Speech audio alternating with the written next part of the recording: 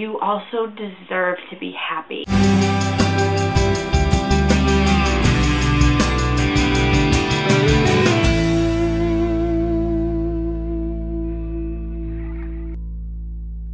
Hey everyone, so this is part 2 of my 2-part video talking about our journey to baby number 2. If you haven't watched part 1, you definitely should, because a lot of what happened and what's been going on in this pregnancy has to do with our last one. So in October of 2017, I found out that I was pregnant again for the 5th time, 4th time in that year and a half-ish, and I wasn't out of my 6-month period that I was supposed to be out of.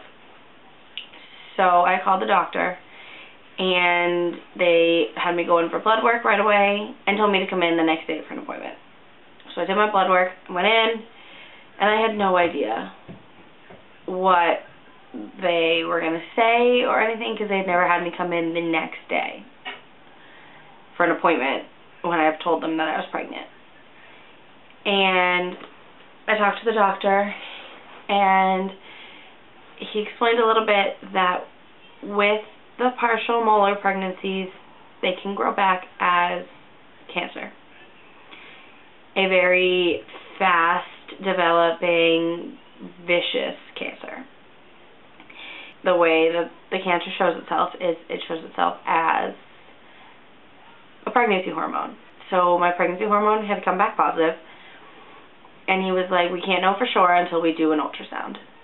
So he said I had to come back in 2 weeks for an ultrasound. So for 2 weeks, I had no idea if I was pregnant or if I had cancer.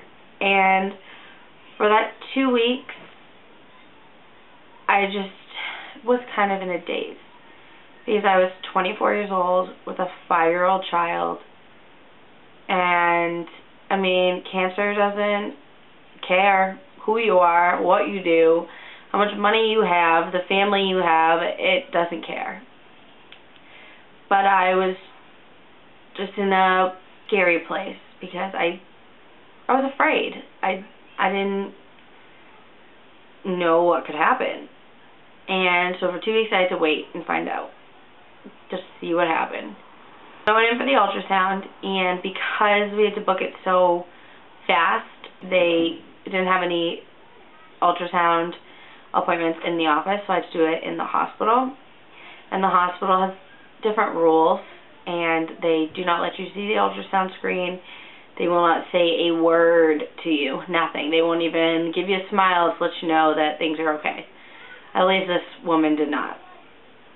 And so for an hour I laid there, and she did an abdominal ultrasound, and then she left the room so I could go to the bathroom and take my pants off for the transvaginal ultrasound. And then I sat there waiting for her to come back in, and she finally comes back in and does that ultrasound. Still no words. Not a one. And then she said she'd be right back. She had to go make sure the radiologist had what they needed. And she was gone for 30 minutes. And I laid there on the table, bed thing, for 30 minutes with just a sheet covering me while she was gone. And sat there having no idea what just happened and what they would say. And it was just, it was not a good experience, just sitting there and in this dark room. They came back in, said I got the pictures they needed, and you can go up to your appointment. Great. So I went up to my appointment, and the doctor came in, and he said that there was a pregnancy in there, and it wasn't, from what he could see at that point, there was no cancer in there. And that we just had to wait and see what happened, because for the pregnancy-wise, there was nothing they could do to prevent another loss, and make sure that there was nothing, no cancer growing with the pregnancy, because that can happen too. Great. So then I went in for my 9-week ultrasound, and I had thrown up viciously that morning. Viciously. Like, I had worked myself up so much. I was so afraid to go in that ultrasound room, because the last 2 times I had gone to an ultrasound, I was told bad news. I went in And this woman was amazing. And she showed me the heartbeat right away. I was talking with the nurse after, and they said that there was a growth. And they were watching it because they weren't sure if it was the placenta forming or what it could be yet.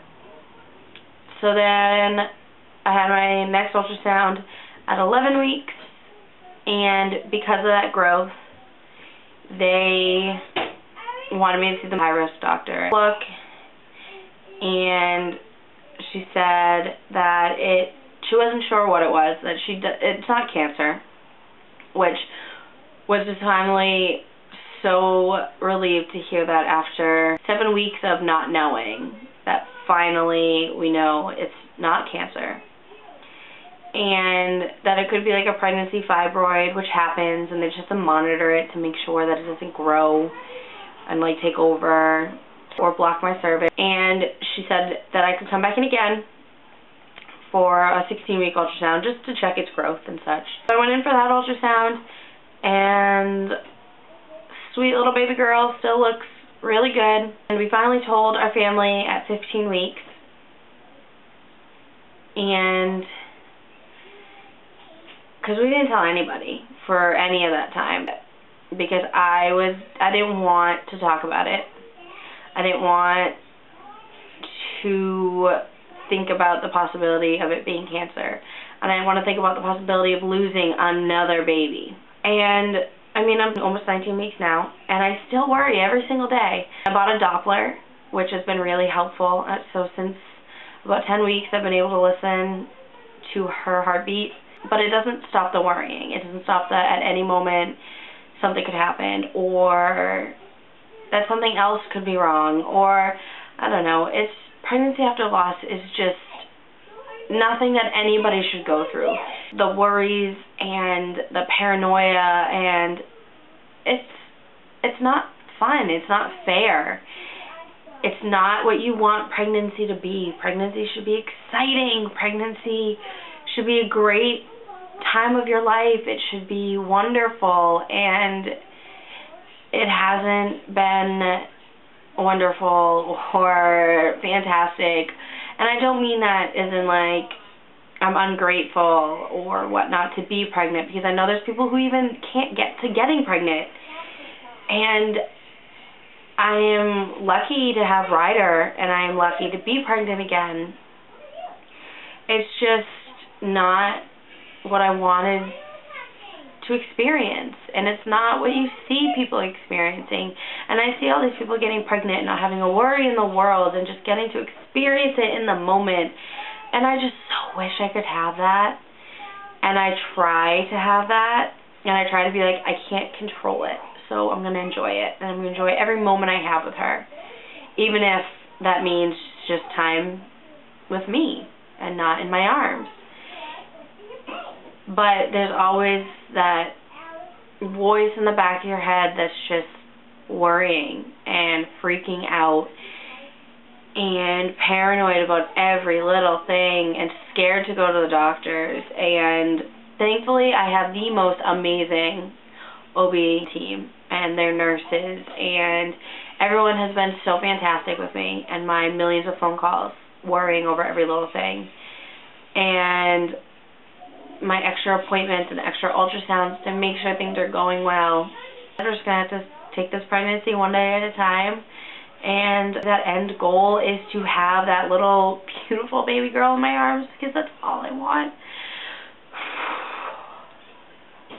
That's all I want is just a beautiful, healthy little girl in my arms in June, and bring her home to our family who wants and loves her so much.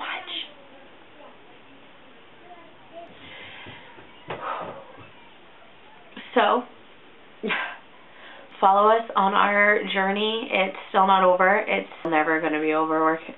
There's always something going on in our family, in our lives, and I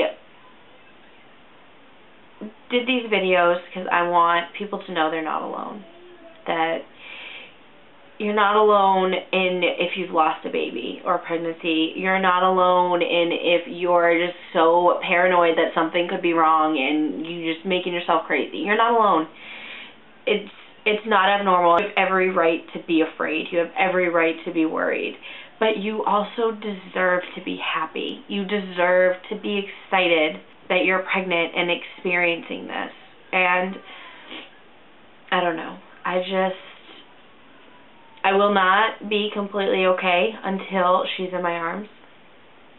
And that's okay. So, I guess that's it for this video. And subscribe if you would like to follow the rest of our journey. And hoping that we will have that baby girl in our arms in June. And just our journey as a family. Alright guys, I'll talk to you later. Bye.